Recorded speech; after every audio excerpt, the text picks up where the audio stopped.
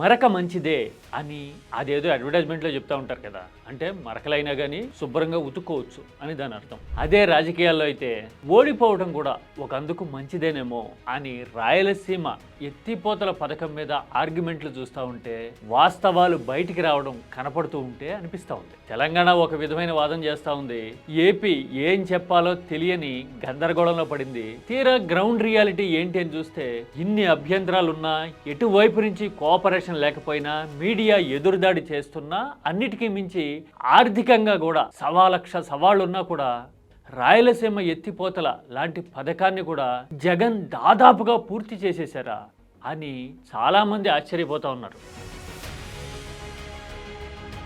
ఈ మధ్యకాలంలో మెడికల్ కాలేజీల దగ్గర నుంచి, పోర్టుల దగ్గర నుంచి, డేటా సెంటర్ల దగ్గర నుంచి, భోగాపురం ఎయిర్పోర్ట్ దగ్గర నుంచి చాలా విషయాల్లో 2024కి ముందే ఇంత ప్రోగ్రెస్ జరిగిందా అని వాస్తవాలు బయటకు రావడం కనపడతా ఉంది కదా. మరి అధికారంలో ఉండగా ఈ పనులన్నీ చేస్తుండగా ఈ విషయాలు ఎందుకు చెప్పుకోలేకపోయినట్టు?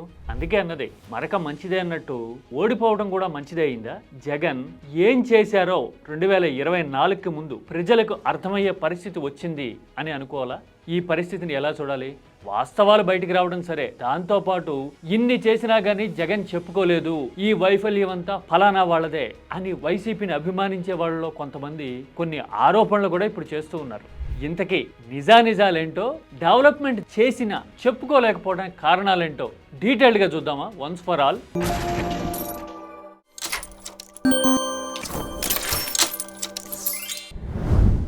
రాయలసీమ ఎత్తిపోతల పథకం విషయంలో తెలంగాణ అసెంబ్లీలో చంద్రబాబు నాయుడు గారికి విజ్ఞప్తి చేసిన నేను, మీరు ఆపండి అని మేము వారిని క్లోజ్ రూమ్ లో అడిగితే మా మీద గౌరవంతో రాయలసీమ లిఫ్ట్ ఇరిగేషన్ ఆపరేషన్ అధ్యక్ష అని చెప్పటం తెలుగు రాజకీయాల్లో ప్రకంపనలు పుట్టించడం చూసాము. అసలు ఏం చెప్పాలో, ఆర్గ్యుమెంట్ ఏం చేయాలో సిద్ధం చేసుకోవడానికే టీడీపీకి 24 గంటల టైం పట్టింది. అందుకోసమే ఇవాళ సాయంత్రం రేవంత్ రెడ్డి మాట్లాడుంటే టీడీపీ ఆర్గ్యుమెంటు మర్నాడు కాదు, ఆ తర్వాత రోజు వినిపించింది. అంటే టైం తీసుకున్నారు. తీరా టైం తీసుకుని ఏం చెప్పారు? విభిన్నమైన వాదనలు వినిపించారు. నేషనల్ గ్రీన్ ట్రిబ్యునల్ అనుమతి లేకుండానే జగన్ కట్టేశారు. 15 రోజులు తిరగకుండానే నేషనల్ గ్రీన్ ట్రిబ్యునల్ తో స్టేటర్ తెచ్చుకుంది కూడా జగన్మోహన్ రెడ్డి ముఖ్యమంత్రిగా ఉండగానే అని ఒకసారంటే అసలు జగన్ హయాంలోనే ఎత్తిపోతల నిర్మాణం ఆగిపోయింది. రాయలసీమకు బ్రేక్ 2020లోనే మీరు అనుమతులు తీసుకోకుండా చేసినందుకు మరి కేంద్రం ఆపిందనే విషయం మీకు తెలీదా అని చెప్పడానికి ఇంకొకసారి ట్రై చేశారు. తీరా వాస్తవం ఏంటి అని చూస్తే ఇదిగో మీరు ఇప్పుడు చూస్తున్న దృశ్యాలు నిరూపిస్తా ఉన్నాయి. పైగా వార్తా కథనాలు చూడండి, డేట్తో సహా ఏమున్నాయో. దీన్ని బట్టి ఏమర్థమవుతోంది?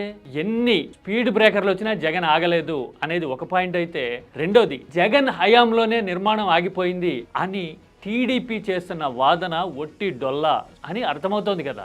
అంటే ఆర్థికంగా లిమిటేషన్స్ ఉన్న, అనుమతుల విషయంలో సాంకేతిక పరమైన అభ్యంతరాలు, అడ్డంకులు ఉన్న, రాజకీయంగా ఫ్రిక్షన్ నడుస్తూ ఉన్నా కానీ జగన్ సీమ ప్రయోజనాల విషయంలో, ఏపీ జల విధానాల విషయంలో ఎంత పర్టికులర్గా ఉన్నారు అని చెప్పడానికి ఇదొక రుజువు కదా. టీడీపీ హయాంలో చంద్రబాబు నేతృత్వంలో ఇలా అభ్యంతరాలని, అడ్డంకుల్ని దాటి ఇంత వేగంతో పూర్తి చేసిన పథకం కానీ, ప్రయోజనం కానీ ఏదైనా ఉందా? జగన్ రాయలసీమ ఎత్తిపోతల నిర్మాణం విషయంలో చూపించిన పట్టుదలని చూస్తే బహుశా 2019 తర్వాత పోలవరాన్ని కూడా పూర్తి చేసి ఉండేవాడేమో ఈ స్పీడ్తో అని అనిపిస్తూ ఉంది. అంతే కదా, కేంద్రంతో గొడవ పెట్టుకోవటము, యుటిలిటీ బిల్స్ చూపించకపోవడము, లేదంటే కనుక కాఫర్ డ్యామ్, డయాఫ్రామ్ వాల్ విషయాల్లో రకరకాల గందరగోళాలు అన్నీ కలిసే కదా పోలవరాన్ని ప్రశ్నార్థకం చేశాయి. 2019లో మోడీ కూడా ఇదే విషయాన్ని ఏటీఎం కామెంట్లతో చెప్పడాన్ని ఏపీ మొత్తం చూసింది కదా. న్యూటన్ బాబు కే లియే పోలవరం ప్రాజెక్ట్ ఏటీఎం హై.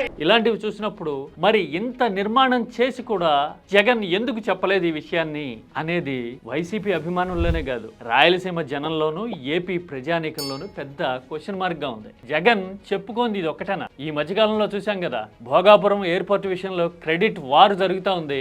2020 తర్వాత అనుమతులన్నీ తీసుకొచ్చారని, R&R అంటే పునరావాసం పూర్తి చేశారని, కేంద్రంతో కనెక్టివిటీతో సహా అన్ని రకాల ఏర్పాట్లు చేశారు అని ఆధారాలతో సహా కనపడుతున్నా గానీ భోగాపురం మా ఘనతే అని చెప్పుకోవడానికి ప్రస్తుత పాలకులు పోటీ పడడం చూస్తా ఉన్నాం కదా. మరి భోగాపురం కడుతున్నాం, ఈ స్థాయిలో ఉంది ప్రోగ్రెస్ అని కూడా జగన్ చెప్పుకోలేదు కదా. అంతకుముందు ఇంకా చూసాం కదా, ప్రైవేట్కి ఇచ్చేయాలి 10 మెడికల్ కాలేజీలని అని చంద్రబాబు నిర్ణయం తీసుకున్న తర్వాతే కదా అసలు మెడికల్ కాలేజీలు 17 ఏపీకి వచ్చాయని తెలియటమే కాదు, కేవలం 2 ఏళ్లలోనే 5 కాలేజీలని పూర్తి చేసి తరగతులు ప్రారంభించారని, మరో 2 నిర్మాణం దాదాపు పూర్తయిపోయింది అనే వాస్తవం తెలిసింది కదా. లేకపోతే అది కూడా బయటకు వచ్చేది కాదేమో ఆ పర్ఫార్మెన్స్ కూడా. అంతెందుకు 8 పోర్టుల చుట్టూ ఉన్న భూములు ప్రైవేట్కి ఇస్తాము పీపీపీ మోడల్లో అని చంద్రబాబు ప్రభుత్వం విధానపరమైన నిర్ణయాన్ని ప్రకటించిన తర్వాతే కదా జగన్ పైన మూలపేట నుంచి కింద రామాయపట్నం వరకు అన్ని పోర్టులు ఫిషింగ్ హార్బర్లు కట్టాడు అనే విషయం తెలిసింది కదా. అవునా కదా? అంటే ప్రతి పాలసీ విషయంలోనూ ఈ ప్రభుత్వం ప్రైవేట్కి ఇవ్వాలనుకున్నప్పుడో వివాదాస్పదం చేస్తున్నప్పుడు జగన్ హయాంలో ప్రోగ్రెస్ జరిగింది అనే విషయం బయటకు వస్తా ఉంది. అవునా కదా? అంతెందుకు గూగుల్ డేటా సెంటర్ విషయంలో అసలు భీకరమైన ప్రచారానికి తెరతీయగానే ఇది అదానీ డేటా సెంటరే, అది కూడా జగన్ హయాంలో వచ్చిందే అని ఆధారాలు బయటకు రావడం చూశాం కదా. అప్పట్లోనే శంకుస్థాపన చేశారని, భూ కేటాయింపులు జరిగినాయని, ఇదే ఆ ప్రాజెక్టు అని రియలైజ్ అవుతా ఉంది కదా ఏపీ. అంటే ఇన్ఫ్రాస్ట్రక్చర్ విషయంలో అయినా పెట్టుబడుల విషయంలో అయినా అప్పట్లో జరిగిన ప్రోగ్రెస్ ని జగన్ చెప్పుకోలేదా అనే విషయం ఇప్పుడు రియలైజ్ అవుతా ఉంది ఏపీ. కళ్ళ ముందు ఆధారాలు కనబడతా ఉన్నాయి. అందుకోసమే నేను మొదట్లో అన్నది మరక మంచిదే అన్నట్టు కొన్నిసార్లు ఓడిపోవడం కూడా మంచిదే. ఓడిపోవడం వల్లే ఇన్ని చేశాము అని చెప్పడానికి ఇప్పుడు ప్రయత్నం చేయడం కనబడుతోంది కదా. అంతెందుకు నిన్నగాక మొన్న చూసాం, గ్రామ సచివాలయాల పేర్లు మార్చాలి అనే నిర్ణయం చంద్రబాబు తీసుకున్న తర్వాతే కదా అసలు ఊరూరా ఇన్ని గ్రామ సచివాలయాలు కట్టాడా, ఆర్బీకేలు కట్టాడా. With in the span of 2 or 3 years ఇన్ని వేల బిల్డింగుల నిర్మాణం జరిగిందా ఏపీ వ్యాప్తంగా అని ఆశ్చర్యపోవడం ఇప్పుడు కదా కనపడుతోంది. మరి ఈ విషయాన్ని కూడా అప్పుడు చెప్పుకుని ఉండలా జగన్. అవునా కదా? అంటే ఓడిన తర్వాత క్రెడిట్ వేరే వాళ్ళు తీసుకుంటున్నారనో, లేదంటే అప్పుడు ఏం జరగలేదు అని చెప్పడానికి ట్రై చేస్తున్నారనో వాస్తవాలు బయటకు తీసుకొస్తోంది వైసీపీ. జనం కూడా కళ్ళు పెద్దవి చేసి చూడడము, చెవులు రెక్కించి వినడం కనపడతా ఉంది. అవును కదా? నిర్మాణపరమైన విషయాలు, అభివృద్ధి పనుల్లోనే కాదు, ఆఖరికి పోలీసింగ్ లాంటి విషయాల్లో కూడా పెట్రోలింగ్ వెహికల్స్ లేక నడిపిస్తా ఉన్నాం రోడ్ల మీద అని ప్రకటించిన తర్వాత కదా అప్పట్లో 2024 ముందు పోలీసింగ్లో ఏపీ దేశంలోనే అగ్రస్థానంలో ఉండేది లాంటి రికార్డుల్ని గుర్తు చేసుకుంటా ఉన్నారు చదువుకున్న వాళ్ళంతా. నిజమేనా కదా? అంటే అప్పట్లో చేసిన పనులు కానీ, అభివృద్ధి కానీ, అనుసరించిన విధానాలు కానీ ఏపీకి ఎంత మేలు చేశాయి, ఎంత ప్రభావం చూపించాయి అని ఇప్పుడు కదా అర్థమవుతోంది. అంతెందుకు వచ్చే 3 నెలలు ఇన్ని వేల కోట్ల అప్పులు చేయాలి అని అప్పుల క్యాలెండర్ ప్రకటించుకునే పరిస్థితి వచ్చేసరికి అప్పట్లో తలసరి ఆదాయాలు ఇంతగా పెరిగినాయా, ఇంత ప్రోగ్రెస్ కనపడిందా, అప్పుడే మెరుగైన ఆర్థిక విధానాలు ఉండేవా, మరి అదేంటి అప్పుడు అప్పులు చేసి పంచి పెడుతున్నారు అని ప్రచారం చేశారు అని కూడా చదువుకున్న వాళ్ళు, ఆలోచన పరులు ఇప్పుడు మాట్లాడుకోవడం కనపడుతోంది. ఇదంతా చూస్తూ ఉంటే ఒక గీత పక్కన మరో గీత గీస్తేనే ఆ ముందు గీత పెద్దదో చిన్నదో తెలుస్తుంది అంటారు కదా, అలాగా అప్పటి ప్రోగ్రెస్ ఎంత బిగ్గర్ సైజులో ఉందో ఇప్పుడు అర్థమవుతున్న స్థితి కదా ఇది. ప్రస్తుతం కనిపిస్తున్న పరిస్థితి అనుకుంటే మరి ఇవన్నీ ఎందుకు చెప్పుకోలా అంటే జగన్ ఒక్క మాటలో ఒప్పుకున్నారు కదా, చేసింది మేము చెప్పుకోవడం మా చేత కాదు అది మా ప్రాబ్లం అని. జగనే కాదు, పార్టీ సీనియర్ నాయకులు కూడా ఈ మధ్య నేను మాట్లాడుతున్నప్పుడు పేరు నాని కూడా ఇదే మాట చెప్పడం చూసాం మనం. జగన్మోహన్ రెడ్డి గారు ఒప్పుకున్నాడుగా, మంచి చేసామని చెప్పుకోలేకపోయాను. చూశారు కదా. ఇదే టాపిక్ మీద ఇప్పుడు వైసీపీ అభిమానుల్లోనూ ఏపీ జనంలోనూ చర్చ జరుగుతూ ఉంది. ఎందుకు చెప్పుకోలేకపోయాడు జగన్ అంటే కొందరు ఉక్రోషంతో, ఆక్రోశంతో ఆరోపణలు చేయడం, మాట్లాడటం కనబడతా ఉంది. నిజమేనా? జగన్ ఎందుకు చెప్పలేదు అనేది చూసే ముందు యాక్చువల్ గా మీడియా విషయంలో టీడీపీ వర్సెస్ వైసీపీ పోరాటంలో బ్యాలెన్స్ ఎక్కడుంది? 90% వర్సెస్ 10% పోరాటం కదా. 90% టీడీపీ వైపు ఉంటుంది, 10% వైసీపీ వైపు ఉంటుంది. అలాంటప్పుడు టీడీపీ చెప్పేదే నిజమని భ్రమపడే అవకాశాలు ఉంటాయి. అఫ్ కోర్స్ వాస్తవాలు ఇప్పుడు తెలుస్తున్నట్టు క్రమంగా బయటపడవచ్చు, అది వేరే సంగతి. జగన్ తాను సంక్షేమ సారథినని, బడుగు వర్గాలకి, బలహీన వర్గాలకి, దళితులకి ఇంత మేలు చేసేస్తున్నాను అని చెప్పడానికే ప్రయారిటీ ఇచ్చారు. 3 లక్షల కోట్లు ఏమో డైరెక్ట్ బెనిఫిట్ ట్రాన్స్ఫర్ కింద పంచిపెట్టాను, మీ ఇళ్లకి చేర్చాను అని చెప్పడానికి ఇచ్చిన ప్రాధాన్యం అభివృద్ధి జరుగుతూ ఉందనో, పోర్టులు కట్టామనో, ప్రాజెక్టులు పెట్టామనో, లేదంటే గనక గ్రామీణ ప్రాంతాల్లో ఇంత ఇన్ఫ్రా తెస్తున్నామనో చెప్పడానికి ప్రయారిటీ జగన్ ఇవ్వాల. దానికి తోడు జగన్ వ్యూహ బృందంలో కీలక పాత్ర పోషించిన వాళ్ళు, అఫ్ కోర్స్ వాళ్ళు ఇప్పుడు లేరనుకోండి,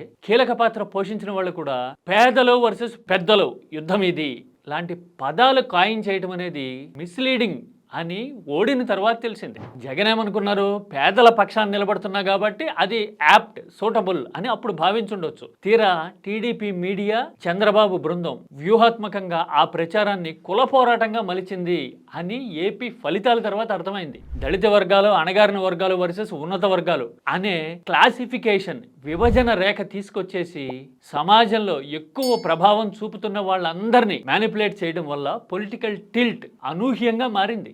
ఇది నిజం. అంటే ప్రొజెక్షన్ ఏమో బటన్ నొక్కుడు పథకాలకు ఇవ్వాలనుకున్నారు, స్లోగన్ ఏమో పేదలు వర్సెస్ పెద్దలు అనేసరికి దాన్ని టాక్టికల్ గా టిల్ట్ చేసింది టీడీపీ.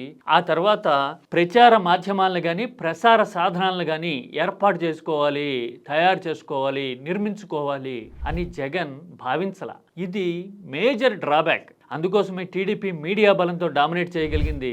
జగన్ మాత్రం అనూహ్య ఫలితాలు ఎదుర్కోవాల్సి వచ్చింది. ఈ మూడు ప్రధాన కారణాలు అవుతాయి. కాకపోతే బ్లెస్సింగ్ ఇన్ డిస్గైజ్ అనే ఒక మాట ఉంటుంది కదా, అంటే ఎంత గడ్డు పరిస్థితిలో కూడా ఆశాదీపం కనబడడం లాంటిది. ఇప్పుడు ఇంత డైరీ కాన్సిక్వెన్సెస్ లో ఉన్నా గానీ రాష్ట్రం అంతా నాటి ఆర్థిక పరిస్థితిని కానీ, నాడు నిర్మాణం జరిగిన ప్రాజెక్టుల గురించి కానీ, లేదంటే నాడు ఇన్ని కట్టడాలు మన కళ్ళ ముందుకు వచ్చాయా అని గుర్తు చేసుకోవడం కానీ చూస్తూ ఉంటే ఒక రకంగా రిడెంప్షన్ స్టార్ట్స్ ఫ్రమ్ కన్ఫెషన్ అనే మాట నిజమేమో. మేము చేసింది మేము చెప్పుకోవడం మా చేత కాదు, అది మా ప్రాబ్లం. ఎస్, జగన్ చెప్పిందే మేము అప్పుడు చెప్పుకోలేకపోయాం అని జగన్ అనుకున్నట్టుగానే మేము అప్పుడు తెలుసుకోలేకపోయాం అని ఏపీలో జనం కూడా రియలైజ్ అయ్యే సిచ్యువేషన్ ఇప్పుడు వస్తా ఉందేమో అని అనిపిస్తా ఉంది. మీరైతే ఏమంటారు? ఇది రాజకీయపరమైన టాపిక్ కంటే కూడా రాష్ట్ర నిర్మాణానికి, డెవలప్మెంట్కి సంబంధించిన ఎజెండా కదా. అందుకని ఆర్గ్యుమెంట్ అనేది ఆధారాలతోనో అంకెలతోనో చెప్పడానికి ట్రై చేద్దాం.